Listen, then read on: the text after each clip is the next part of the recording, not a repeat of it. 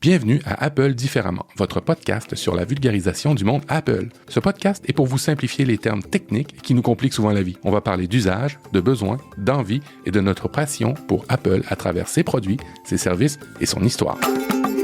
Hey. Bonjour Audrey, comment vas-tu? Salut Matt, ça va bien et toi? Je pense que ça va même mieux que bien, là. T'es tellement heureuse parce que t'as un cadeau ce midi. T'as reçu un cadeau ce midi. Enfin, pas un cadeau, tu te l'es payé. En fait, t'as reçu un colis que tu n'attendais pas ce midi. Et c'est pour ça, je pense que t'as un grand sourire sur le visage. Ouais. J'ai un grand sourire parce que j'ai beaucoup travaillé ces dernières semaines. J'ai fait plein de vidéos. Ouais. J'ai plein de retours hyper positifs. Et en effet, ce midi, j'ai reçu mon iPhone 15 Pro que j'attendais normalement entre le 2 et le 9 octobre. Donc, il est arrivé plus tôt que prévu. J'avais des copains qui m'avaient dit qu'ils avaient reçu aussi en avance. Donc, je pense qu'Apple avait pris une marge de sécurité pour les livraisons et que c'est toujours un plaisir de le recevoir avant la date prévue. Et j'ai reçu également la coque que j'ai achetée, la coque en silicone couleur goyave. De chez Apple? De chez Apple, oui. Alors, tu as décidé de récidiver avec une coque Apple malgré ce qu'on s'est dit dans notre chat avec Guillaume Vendée lors des échanges de nos achats de iPhone. Oui, et en plus, j'ai pris la même couleur que celle de mon 12 mini, tu vois, genre le changement, mais pas trop.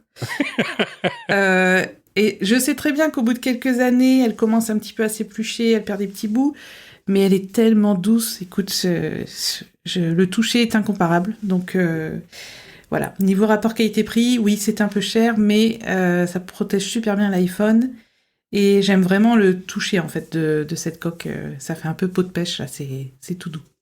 Alors, vous l'aurez compris, dans cet épisode, on va vous parler de nos iPhones qu'on a reçus. Et, en fait, Audrey devait le recevoir après moi. Au début, l'épisode, dans les notes de l'émission, Audrey avait intitulé « Matt a reçu son iPhone 15 Pro Max ». Et bien non, là, ça va être « On a reçu nos iPhones ». Et ça va être l'objet de l'épisode. Mais avant, on va s'auto-congratuler, car on a reçu de super beaux messages, dont un hier, on avait presque la larme à l'œil quand tu me l'as envoyé, Audrey, parce que c'est une personne d'abord de grand goût, parce qu'elle nous soutient grâce au gros bouton jaune sur applediff.com, mais en plus, elle nous a laissé une instruction de l'acheteur, parce que vous pouvez nous laisser un petit message lorsque vous nous faites un don via ce gros bouton jaune. Qu'est-ce qu'elle nous a écrit, cette personne, Audrey?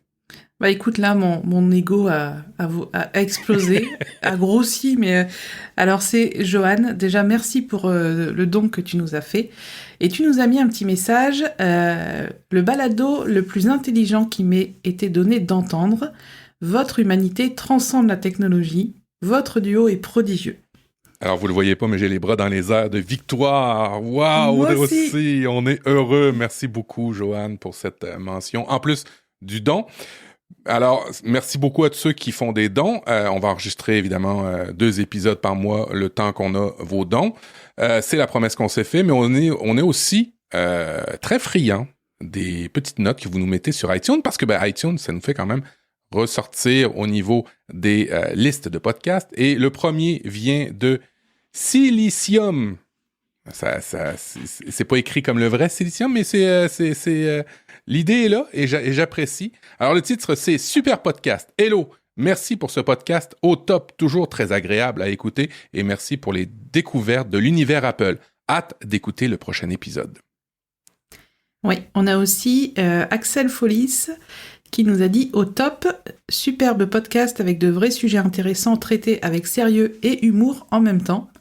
Vous me régalez toutes les 2 semaines, vous m'accompagnez sur la route du taf le matin et ça me met de bonne humeur pour attaquer la journée, alors merci à tous les 2. Et le dernier qu'on a mis pour cet épisode-là, qu'Audrey nous a mis pour cet épisode-là, une qualité de podcast irréprochable.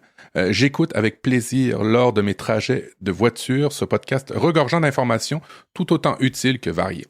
Les points de vue, souvent différents d'Audrey et Matt, sont toujours aussi intéressants et participent toujours qu'à un seul but, nous faire partager leur passion. Ça vient de Captain Baptiste. Merci à toi. Merci pour vos étoiles nombreuses. C'est bien parce que nous, c'est toujours 5. Hein. Oui. En général, c'est notre moyenne, 5 étoiles. Donc, c'est vraiment hyper agréable de continuer avec vous. On va d'ailleurs fêter les 5 ans du podcast au mois d'octobre. Oui, c'est vrai. Oh, déjà. OK, ouais. OK. Donc voilà, ça fait 5 ans que vous nous envoyez des étoiles et c'est trop bien. Merci à vous. Alors Audrey, tu as commencé en disant que, quand on discutait tout à l'heure, que tu as travaillé beaucoup, tu as une semaine chargée et tu as été très récompensé d'ailleurs parce qu'à la fin de la semaine, Apple, on le sait, hein, Apple et toi, vous parlez. Et Tim a dit, bon, Audrey a très bien travaillé sur ses vidéos dans la semaine, alors on va y envoyer son iPhone avant la date prévue. Hein, c'est ça, Audrey? Ah oui, si seulement ça m'aurait fait économiser... Combien, là, on a dépensé? 1300, 1000... Ouais. Non, malheureusement, Apple ne nous envoie pas d'iPhone. Mais c'est vrai que souvent, quand on parle d'Apple et qu'on défend pas la marque, mais on explique certaines choses que les gens ont mal compris ou autres, tout de suite, les gens pensent qu'on est payé pour Apple. Mais ce n'est pas du tout le cas. Nous sommes totalement indépendants, ce qui nous permet aussi d'émettre des critiques. Bien souvent fondées, d'ailleurs. On va pas critiquer pour dire de critiquer. Je pense qu'on a aussi trouvé un bon équilibre dans ce podcast. Donc, ouais, Mathieu, franchement, si un jour Apple frappe à ma porte, je te le dirai. Tu seras le premier prévenu. Alors, dans le coin de neuf chez Apple, pour cet épisode, évidemment, on va souligner que iOS 17, iPadOS 17, WatchOS 10, tvOS 17 et macOS Sonoma hier ou avant-hier est sorti au moment de l'enregistrement de ce podcast. Et évidemment, comme à chaque fois, tu nous régales avec toutes sortes de vidéos qui nous expliquent comment les installer et puis les nouveautés aussi. C'est vrai, je me suis aperçu que des fois, pour nous qui sommes dans la tech depuis longtemps, installer une mise à jour d'OS, c'est simple. Mais il y a des gens qui, pour eux, c'est compliqué. Ils en entendent parler, ils savent pas comment faire, et puis ça peut être... Et c'est vrai que ces vidéos-là rassurent en termes d'appréhension de ce que ça pourrait être en termes d'installation. Et puis, est-ce que tu as des bons retours sur ces vidéos-là? Oui, alors je sais que les vidéos d'installation, c'est pas les vidéos qui vont faire le plus de vues, mais c'est des vidéos que je fais depuis plusieurs années maintenant, et je sais qu'il y a de la demande parce que les gens ont besoin en effet d'être rassurés, qu'on leur explique déjà, par exemple, de faire une sauvegarde avant de faire l'installation, parce qu'il y a plein de gens qui oublient. Tu vois, là, pour la vidéo sur macOS Sonoma, là, je commence à avoir des commentaires de « Ah, j'ai pas fait ma sauvegarde et ça s'est planté pendant l'installation, donc qu'est-ce que je peux faire ?» Voilà. Beaucoup plus sur le Mac que sur l'iPhone ou l'iPad, ce genre de petits soucis. Donc voilà, en fait, c'est surtout dire aux gens, je vais vous guider pour l'installation. On va d'abord vérifier ça, donc la sauvegarde, etc. L'installation, oui, si elle dure 20 minutes, c'est normal. Tu vois, il y a ça aussi, c'est-à-dire que quand les gens trouvent que c'est lent, ils vont tout de suite paniquer, ils vont éteindre leur téléphone ou ils vont faire des choses qu'il ne faut pas faire. Donc c'est aussi, en fait, vraiment de l'accompagnement pour différents types d'utilisateurs. Et puis après, il y a ma super communauté qui regarde toutes mes vidéos. Je vois de toute façon les commentaires là, à 18h10, ça y est, j'ai les gens qui me suivent de très près. Donc ça fait toujours plaisir. Et puis voilà, moi j'essaye de ne pas oublier les débutants, c'est pas toujours simple. Voilà, mais je me remets toujours à la place des gens qui viennent d'arriver chez Apple en fait. Hein. Il y a plein de gens qui les découvrent tous les jours, donc faut expliquer comment faire. Et puis clairement, c'est aussi des sujets d'actualité, donc faut pas s'en priver non plus quand on a une chaîne YouTube de parler des sujets, des sujets du moment. Et cette année, avec nos iPhones, on a de quoi faire aussi. On est pile dans l'actualité pour le podcast, pour notre chaîne YouTube, à tous les deux. Voilà, donc faut penser à tout le monde et il faut se faire plaisir aussi. Dans les actualités, j'ai 2 actualités que je voulais sortir, mais je serais curieux de savoir. Bon, tu les sors pas en même temps, mais qu'est-ce qui marche le plus dans tes vidéos? Les iOS, iPad, Watch, TV, macOS? Alors actuellement, en nombre de vues, c'est par rapport aux vidéos sur les installations, c'est iOS 17, forcément. OK. Par contre, pour les nouveautés, c'est la vidéo sur WatchOS 10, qui est la mieux classée pour l'instant, et qui est suivie de très près par celle de tvOS 17, et ça a été une grande surprise. Parce que cette vidéo sur les nouveautés de l'Apple TV, je la fais, vraiment pour me faire plaisir d'abord, parce que j'adore l'Apple TV, on en a déjà parlé plein de fois. Et j'ai été très surprise en fait que les gens soient contents de regarder cette vidéo. Et puis il y a des gens qui m'ont dit, il y en a pas beaucoup de youtubeurs qui traitent de ce sujet, donc on peut aussi se démarquer parfois en se disant, je vais parler d'un sujet un peu voilà, dont pas beaucoup de monde parle, mais en fait, des fois, ça marche. Donc, j'ai moi-même acheté la dernière Apple TV à mon fils pour dans sa chambre. On a 4 Apple TV à la maison et je vois à chaque itération d'Apple TV qui sont très, très minimes. En gros, ils changent le processeur. Hein. Vous voyez ça comme ça, là, d'une 4K à une 4K deuxième génération. C'est souvent juste le processeur et la télécommande dernièrement. Mais j'ai vu la dernière Apple Télé 2022, en fait, celle qui est encore en vente, et j'ai vu un réel gain au niveau des jeux, tu sais, des gros jeux gourmands. Pas que ça lag sur la 4K normale, mais avec la nouvelle génération, ça se charge plus vite. J'ai même, et peut-être je me trompe, vu certains graphiques améliorés. Notamment, on joue au jeu de baseball, de basketball, et puis un jeu de course avec mon fils sur l'Apple Télé, qui est une console très, très, très, très à l'aise pour les jeux sur l'Apple Télé. Et franchement, c'est chouette. Petite critique, et là, tu vas voir. Moi, j'ai acheté la Nimbus, la manette de jeu qu'Apple vendait dans l'Apple Store il n'y a pas longtemps. Et maintenant, il y a la Nimbus Plus. Alors, je me suis dit, j'ai la Nimbus, c'est correct. Non, il y a un bouton sur la Nimbus Plus qu'il n'y a pas sur la Nimbus normale qui fait qu'on ne peut pas jouer à certains jeux. C'est vraiment un chouïa, mais c'est tellement énervant quand tu vois « Ah, merde! Pour ce bouton-là, je ne peux pas jouer à ce jeu-là. Ouais. C'est vraiment fâchant. Ce qui fait qu'on va peut-être plutôt opter pour les manettes de PlayStation et de Xbox pour jouer sur l'Apple Télé. Mais je suis content de voir que l'Apple Télé, peut-être que c'est un créneau que les gens exploitent pas assez et puis toi, tu exploites en francophonie. Fait. Et je me demandais, est-ce que tu as déjà essayé de mettre les manettes de la Switch? Non, j'ai pas mis encore les manettes de la Switch dessus. Parce qu'il me semble que ça marche. Hein. En fait, c'est pas vrai. J'ai une édition Pokémon de la Switch, d'une manette de Switch, et elle n'a pas fonctionné quand j'ai essayé de la pairer. Mais j'ai pas essayé les Joy-Con. Alors peut-être que c'est les Joy-Con qui fonctionnent et pas les autres types de manettes. J'ai pas eu le temps d'essayer non plus. Mais que de tests et de vidéos à faire, Audrey.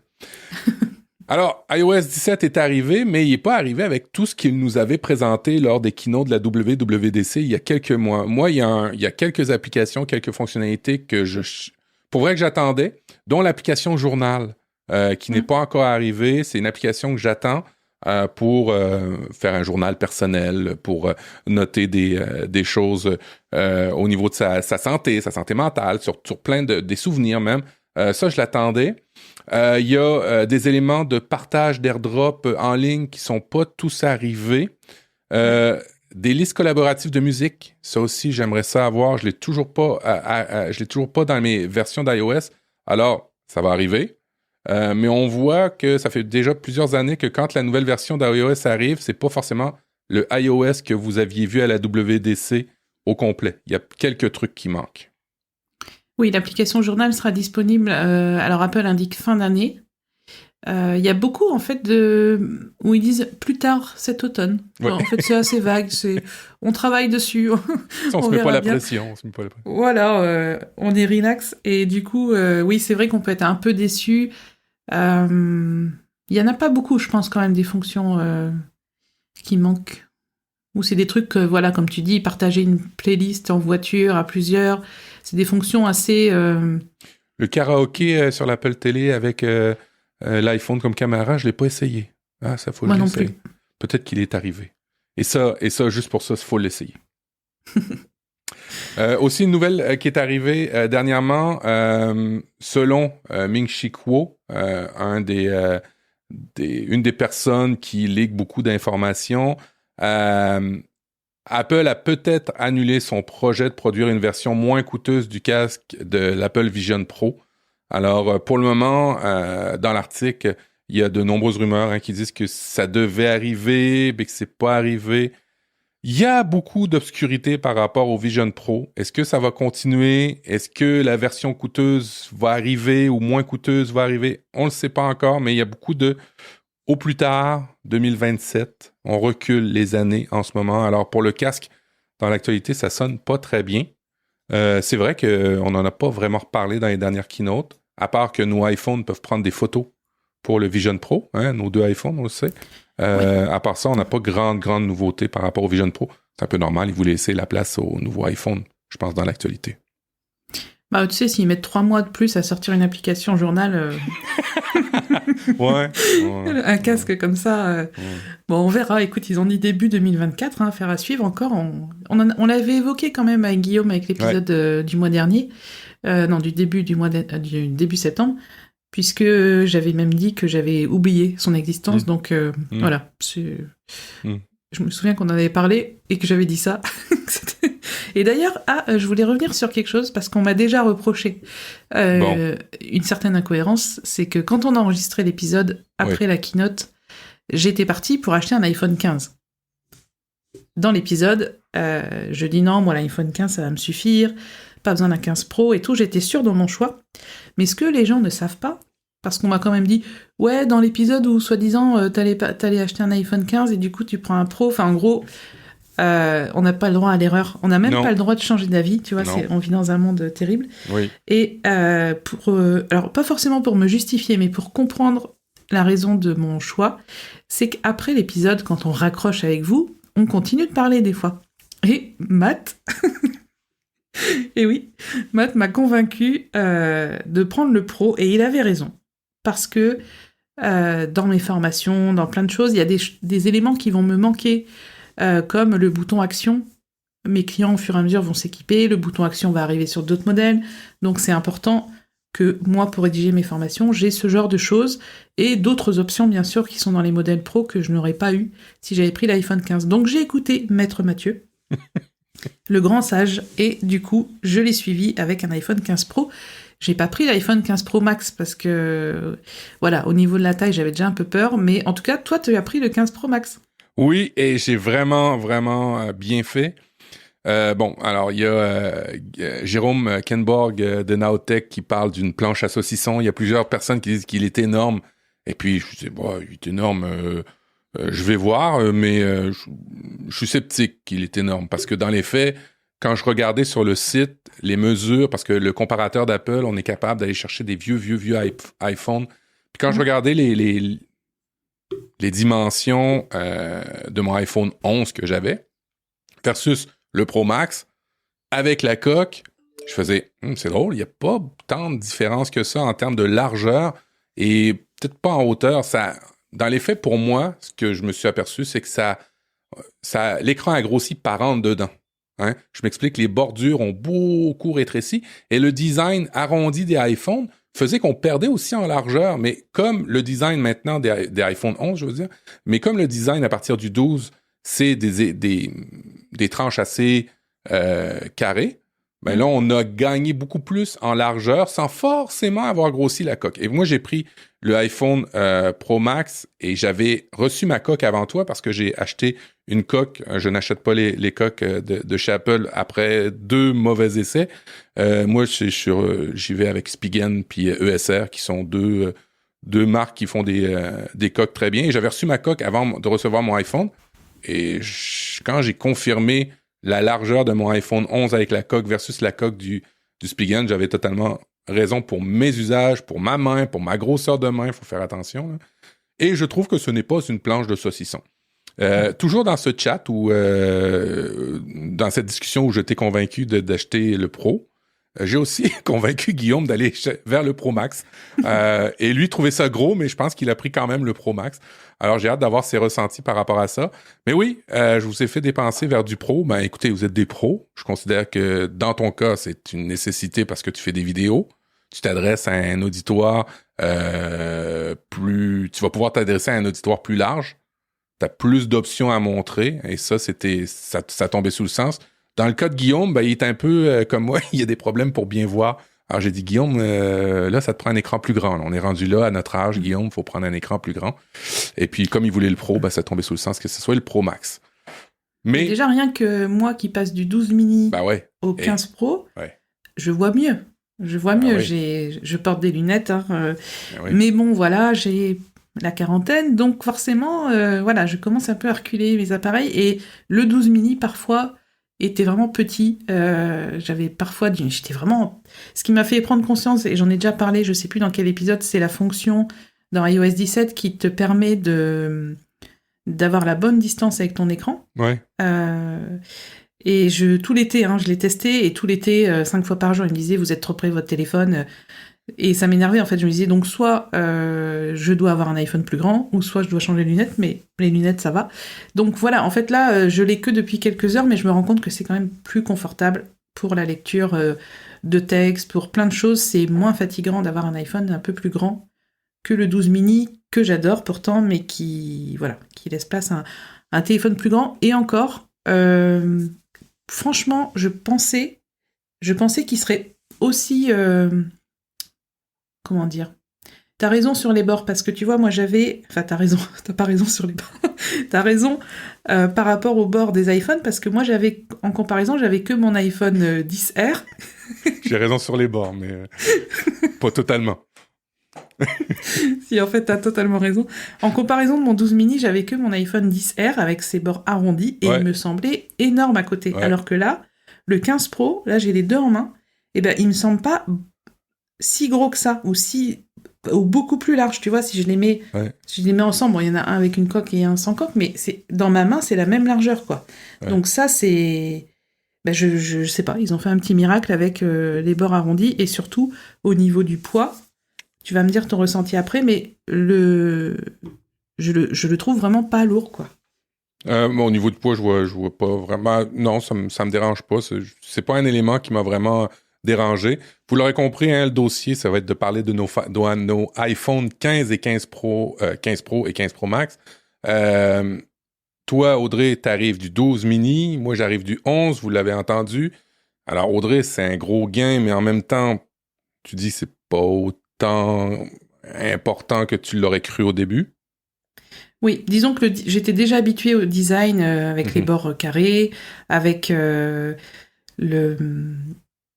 oui, forcément le design tout écran, enfin ça fait déjà plusieurs appareils, mais en gros le design quand tu les mets côte à côte, c'est pas non plus, c'est pas waouh comme si tu venais d'un 6S ou d'un 6 et que t'allais sur un 15. Il y a quand même le 12, ça a quand même été un modèle important au niveau design, puisque ça a été carrément un gros changement. Toi, c'est sûr que venant d'un 11, est-ce que tu as vraiment l'impression d'avoir un tout nouvel iPhone, ou qu'est-ce que ton ressenti, c'est quoi? Au niveau de l'interface, j'ai l'impression d'avoir exactement le même, mais en plus gros. Au niveau de l'écran, alors pour ça, je suis content. J'ai l'impression d'avoir de quoi de plus clair que mon iPhone, et ça, évidemment, c'est à cause de l'écran qui est de meilleure qualité que le 11 que j'avais. Je te dirais qu'au niveau de l'interface, pour vrai, là, j'avais mon 11 avec iOS 17. D'ailleurs, c'est ma copine qui a le 11 avec iOS 17. Puis, pour ce que j'en fais au quotidien, là, alors, je vous parle pas de jeux vidéo, je vous parle pas de caméra ou de montage vidéo que je commence maintenant à faire sur mon 15 Pro Max. C'est aussi fluide, là. Le 11 est très fluide encore, et puis ce que j'ai là entre les mains est très fluide. Évidemment, j'ai le sentiment que ça l'est un petit peu plus avec le 15 Pro Max, et puis je commence à m'aventurer dans des outils de gestion vidéo jusqu'à du 4K, et puis il prend sans rien dire, hein, il gobe dans des outils d'édition. Et c'est fou parce que quand on fait de l'édition avec des niveaux de résolution vidéo aussi vite, aussi gros, en fait, sur un appareil qui le fait aussi vite, parce que dans les faits, c'est probablement l'ordinateur personnel que j'ai dans la maison le plus puissant, parce que j'ai des M1 à la maison, avec ce processeur. Tu te rends pas compte à quel point ce que tu es en train de faire, c'est incroyable par rapport à un M1, parce que tu le ferais pas aussi vite. En tout cas, les montages que j'ai faits, je les ferais pas aussi vite que sur mon M1. On s'entend, on gagne quelques secondes, mais c'est quand même très, très fluide pour faire les montages vidéo sur le iPhone. Et c'est assez intéressant. Au niveau, toi, des objectifs appareil photo, on le dit souvent, là, l'important, c'est pas forcément la technologie, mais le sujet, comment on prend les photos, où on les prend, et ainsi de suite. Toi, as-tu vu un gain avec ton 12 par rapport au 15 Pro? Ça fait quelques heures que tu l'as. Hein? Ouais, j'ai pas encore pris une seule photo avec, donc je peux pas te dire, parce que j'ai tourné plein de vidéos, transfert de données et tout ça. Par contre, esthétiquement, quand j'ai déballé l'iPhone, j'ai vu le bloc photo avec les 3 objectifs, et je me suis dit, et d'ailleurs, je viens de publier la vidéo sur YouTube, c'est énorme. En fait, gros. Quand je compare... Alors, je sais qu'on est dans un podcast, mais il faut que je montre à Mathieu quand même. Oh oui, le cercle de l'objectif est presque 2 fois plus gros. Hein? Voilà, le 12 mini à côté, il fait ridicule avec ses 2 appareils photo. Là, le bloc photo, il est énorme, hein, puisqu'il dépasse de la moitié du dos de l'iPhone. Ouais. Alors que là, on était même pas à la moitié. Donc, quand j'ai déballé l'iPhone, je me suis dit, waouh, le bloc photo est énorme. Alors, c'est clair que si vous avez déjà un 13 Pro ou un 14 Pro, ça va pas vous choquer. Mais là, moi, ça m'a surpris. Et même quand je le tiens, mais le haut de ma main, en fait, touche le bloc photo, chose qui n'arrivait pas avant avec le 12 mini, malgré que le 12 mini était plus petit. Donc, c'est sûr qu'il est assez énorme, ce bloc photo. J'espère que les résultats seront à la hauteur. De toute façon, je vais tester ça quelques semaines avant d'avoir un avis. T'es allé faire des photos, toi? Alors, moi, j'ai la chance d'avoir le Pro Max. Alors, j'ai essayé le x5 parce que le Pro Max, la différence avec le tien du Pro, c'est que j'ai un objectif x5. Et j'ai été l'essayer dans des endroits où l'éclairage est compliqué. Dans un amphithéâtre de hockey, j'ai été prendre des photos des dernières rangées pour voir si j'arrivais à voir, exemple, le puck sur la glace. Et on voit très bien. Par contre, c'est compliqué. x5, faut pas bouger parce que sinon, ça tremble beaucoup. Alors, il y a une personne sur Twitter qui me disait, mets-les en mode sport ou... je me rappelle pas lequel mode, ça devrait pas bouger. Effectivement, c'est assez efficace, mais quand on filme, on voit pas que la stabilisation s'effectue. On la voit que quand on revoit la vidéo après. Ce qui fait que c'est un peu compliqué, mais c'est effectivement très, très efficace au niveau du zoom.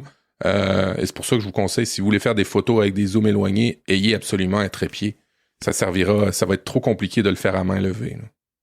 Donc les 2 différences principales entre le 15 Pro et le 15 Pro Max, c'est d'abord l'autonomie. Je suppose que toi, tu vas avoir une meilleure autonomie. Et le zoom x5. Est-ce qu'il y a d'autres différences? Non, parce que toi aussi, tu as le bouton action que tu vas découvrir dans les prochains jours. Et le bouton action qui arrive, qui n'est pas sur les 15 et qui n'est pas sur les autres téléphones, à part sur les 15 Pro, vous pouvez le configurer pour faire l'action que vous désirez. Alors, ça peut être quand vous appuyez, d'ouvrir la loupe, d'ouvrir la lampe torche, d'ouvrir directement l'appareil photo. Ce qui est bien, c'est que vous pouvez aller granulairement. Ça ouvre pas juste l'appareil photo, ça ouvre l'appareil photo dans le mode que vous avez décidé. Si vous voulez que ce bouton-là soit attitré à l'appareil photo mode portrait vers vous, ça va le faire. Ça va automatiquement le faire. Alors, vous pouvez aller excessivement granulaire là-dedans. Je t'avoue qu'après les premiers jours, j'ai pas encore pris l'habitude parce que c'est un bouton que j'ai utilisé une fois sur mes autres iPhones. Tu sais, je le mettais en mode notification fermée, j'utilisais plus ça. Alors, j'ai pas pris l'habitude de l'utiliser.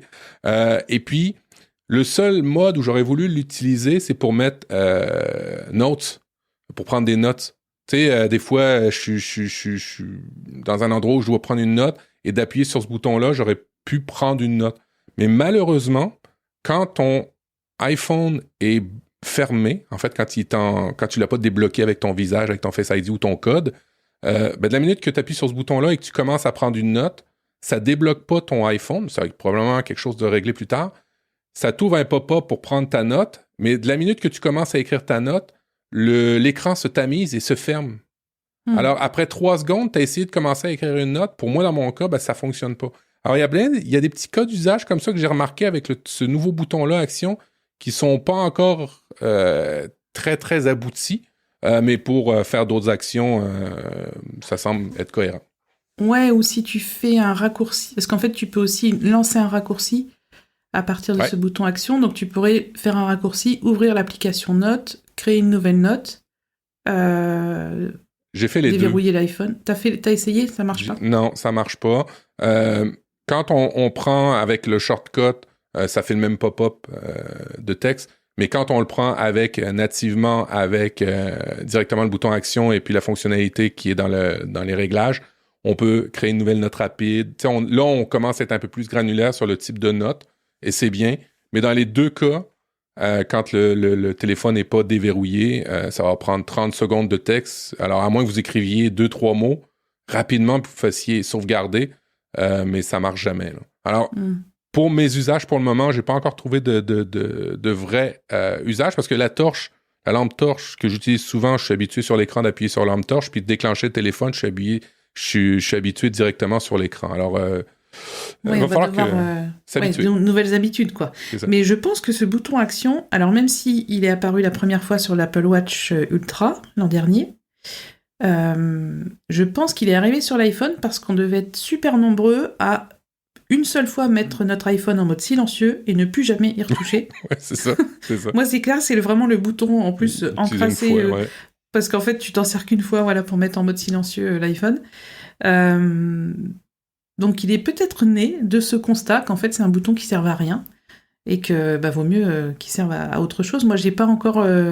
j'ai vu quand j'ai configuré l'iPhone qui m'a dit comment faire pour personnaliser le bouton action, mais j'ai pas encore fouillé et j'ai pas encore d'idée sur ce que je vais en faire. Mais ça fera déjà quelques tutos. Donc déjà, c'est déjà ça.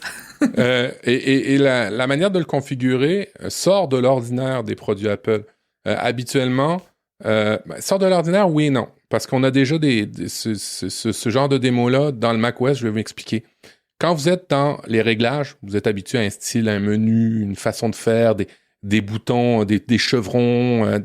On est habitué à cette façon-là. Tandis que quand vous configurez le bouton, et vous le verrez dans des vidéos d'Audrey, c'est assuré, pour configurer ce bouton-là, là, on voit le téléphone de l'extérieur, et puis la configuration se fait d'une manière différente. Certains trouvent ça génial, certains trouvent ça affreux. Mais en tous les cas, c'est drôle que cette configuration-là sorte de l'ordinaire par rapport aux autres. Est-ce que c'est l'effet du modèle et ils ont voulu créer la différence? Nouveauté, peut-être, ouais, c'est ça. Peut-être c'est ça. Audrey, montre-moi tes mains à l'écran. Là. Je veux les voir, tes mains. Non, je veux les paumes de tes mains, je veux voir. OK, il n'y a aucune brûlure. Là. Tu n'as pas... la peau ne se décolle pas. Là. Tu viens de le configurer, ton iPhone 15 Pro, et visiblement, tu n'as pas été brûlé parce qu'il surchauffe. Ah, à ce qui paraît, oui, à ce qui paraît, il y a des problèmes de surchauffe. Bon, c'est pas la première fois qu'on entend ça. Je crois qu'il y a eu, si vous tapez iPhone 14 Pro surchauffe, il y a 1 an, il y avait les mêmes plaintes. Donc, on verra parce que personne, en fait, tout le monde en parle, mais personne ne sait ce qui se passe. Donc, moi, je dis on verra, pas la peine de s'emballer.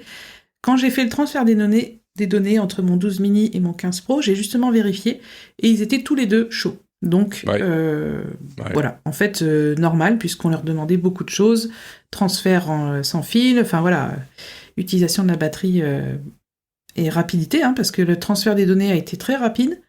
J'avais fait des vidéos où parfois ça prenait 2 heures pour transférer les données entre l'ancien iPhone et le nouveau. Là, en 20 minutes, c'était fait. C'est bluffant. Donc, franchement, c'était vraiment bien transfert direct entre les deux téléphones.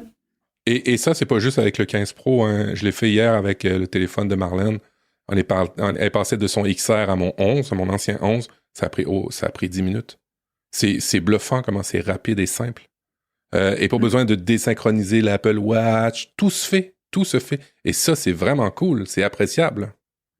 Oui, parce que je me rappelle, il y a la dernière vidéo que j'avais fait à ce sujet, donc c'était il y a 2 ans ou 3 ans quand j'avais changé d'iPhone.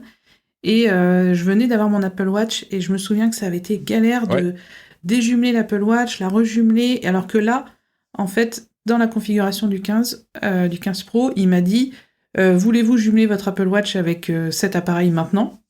Donc sur la montre, j'ai fait oui. Et hop, ça s'est fait automatiquement et ça s'est fait sûrement en arrière-plan parce que c'était totalement transparent. Donc il y a beaucoup d'efforts aussi de la part d'Apple pour simplifier le transfert des données et aussi pour effacer les iPhones.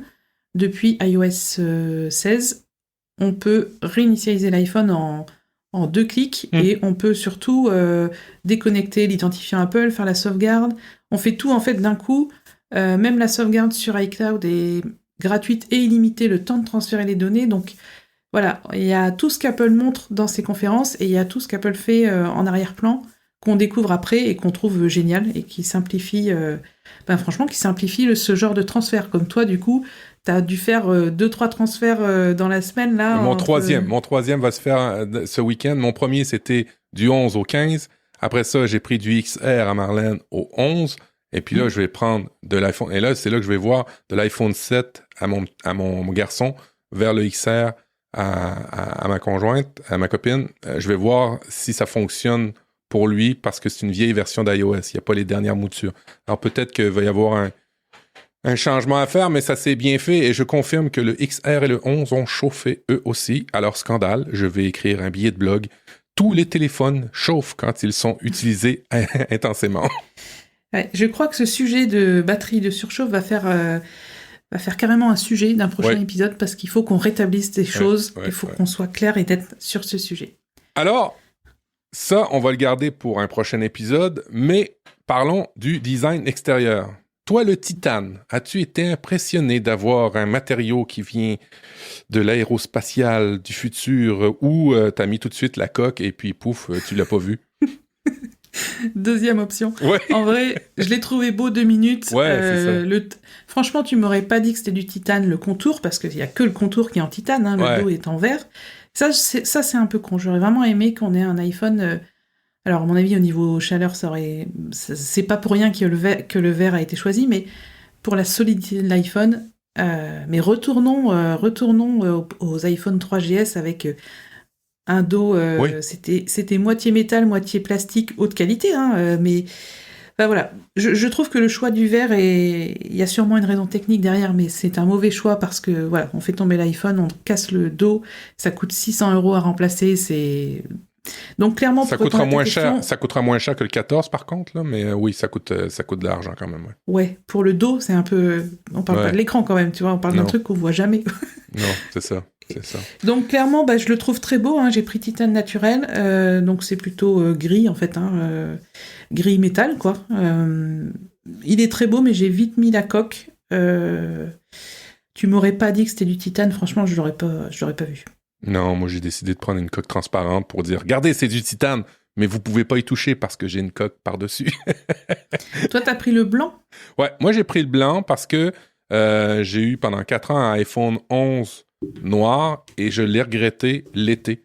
Parce que l'été, quand le noir, vous le savez, ça attire la chaleur. Et ça m'est arrivé à 3 ou 4 reprises. Une chance, il y a des sécurités dans iOS, que le téléphone m'affiche, oups, il est en surchauffe, on l'a éteint pour toi. Et ça, c'est cool, mais quand tu veux prendre une photo en plein été puis que ton téléphone est en surchauffe, je ne le referai plus. Alors, j'ai décidé de prendre quelque chose de très, très pâle. Le dos, soit dit en passant, dans YouTuber Jerry's Rig Anything, qui habituellement abîme tous les téléphones dès qu'il les reçoit avec un cutter, avec un marteau, avec tout.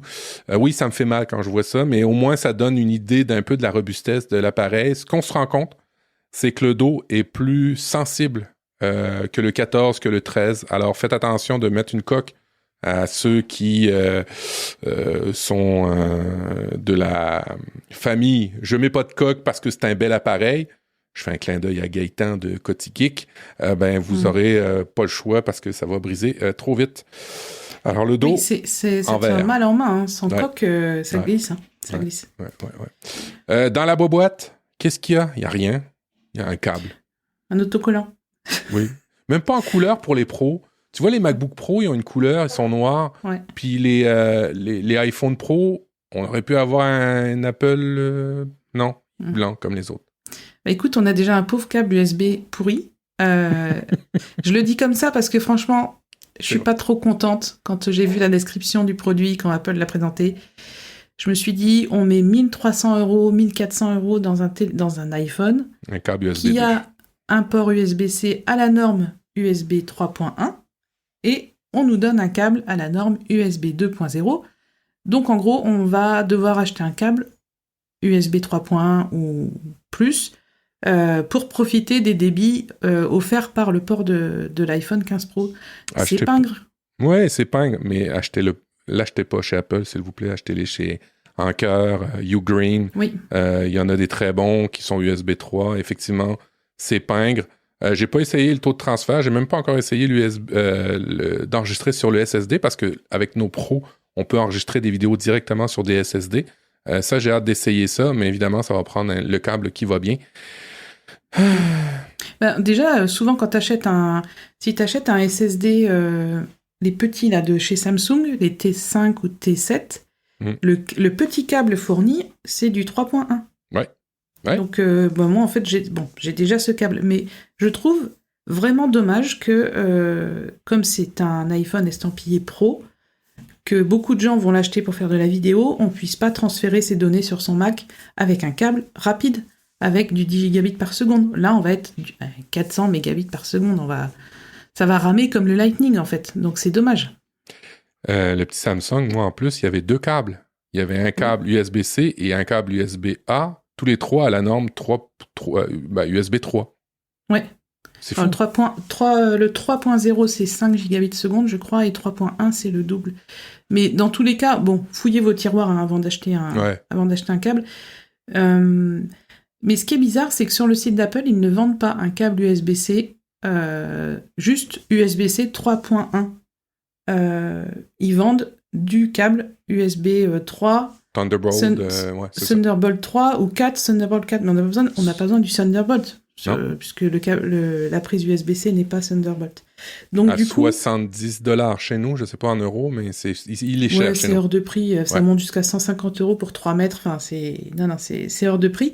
Mais alors, ce port USB-C a fait vraiment débat, hein. Oui. Ça fait des années qu'on l'attend, maintenant qu'il est là, ça critique quand même. Et c'est surtout, c'est de l'USB-C, mais en USB 2.0 sur les iPhone 15. Nous, en 15 Pro, on est en USB 3.1, mais sur les iPhone 15, c'est de l'USB 2.0. Et en fait, c'est aussi lent / rapide que le Lightning. En fait, c'est... Mais ce qui est drôle, c'est qu'avant, quand les iPhones étaient en Lightning, personne ne se plaignait de ce genre de choses. Tu vois, Sauf les pros. Oui, bien sûr. Pour l'iPhone 12 Pro, il y a eu beaucoup de commentaires et de critiques. Quand tu commençais à filmer en 4K et tout ça, c'était inexploitable. Oui. Et rappelle-toi, il y avait même des iPhone Pro dans la version 14 qui ne pouvaient pas avoir un format d'enregistrement plus élevé parce que le stockage... Il y a tout le temps... Le stockage n'est pas assez gros sur l'iPhone. Mais bref, il y a tout le temps des petites subtilités qui font... Et ça, je suis pas en désaccord, mais je vais pas déchirer ma chemise, Audrey. Mais je suis pas en désaccord avec les gens qui critiquent. C'est des petites pingreries stupides, je trouve. Non, mais c'est pour ça que cette année, les modèles Pro ont de l'USB 3.1. Par contre, les iPhone 15 grand public sont toujours en USB 2. Alors, c'est sûr qu'on est en 2023 et qu'on pourrait espérer mieux. Mais ce que je veux dire, c'est que les gens, quand ils achetaient un iPhone 4, 13, 11, 12, 13, 14, moi, j'ai pas entendu un particulier se plaindre que son port Lightning et son câble Lightning, c'était de l'USB 2, tu vois. Ils se plaignaient pas de la vitesse. Les pros pouvaient se plaindre, mais le grand public, tu vois, c'est ça, cette nuance-là. Donc là, il y a plein de gens qui tapent sur Apple à cause de ça, alors qu'en fait, ces mêmes gens, ils se plaignaient pas quand c'était du Lightning. Donc, c'est pas cohérent. Moi, en grand public, de toute façon, je vois plus personne brancher leur téléphone. Déjà, voilà. En fait, ils sont moi, tous déjà, sur le point de départ... Ils sont tous sur des trucs comme ça, ouais. Le point de départ, j'ai fait plusieurs discussions sur Twitter, plusieurs threads sur Twitter à ce sujet. Déjà, le point de départ, c'est mais qui branche encore son iPhone? Moi, il y a plusieurs années, quand je faisais encore de la formation auprès des particuliers, ils adoptaient tous iCloud et en fait, il y en a qui savaient même pas qu'ils pouvaient brancher leur iPhone sur leur ordinateur. Donc, Apple, ça, ils le savent bien. Est-ce que ça valait le coup de mettre un port USB-C en USB 3.1 sur une gamme grand public? Franchement, je crois pas. Je crois que le surcoût aurait pas valu... je suis pas sûr que ça aurait amené quoi que ce soit pour les clients, quoi. Ce qu'il faut expliquer aussi, c'est que au niveau technologique, il y a une limitation.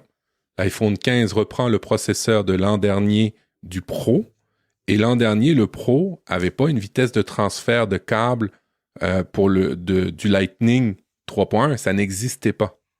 Oui, il faut un contrôleur spécial. C'est ça, et c'est pour ça que aussi, pas parce que par pingrerie, parce que aussi, ils ne voulaient pas refaire la chaîne complète du processeur de l'iPhone 14 Pro, qui est maintenant dans le 15, pour qu'il ait le contrôleur spécial pour envoyer du 3.1.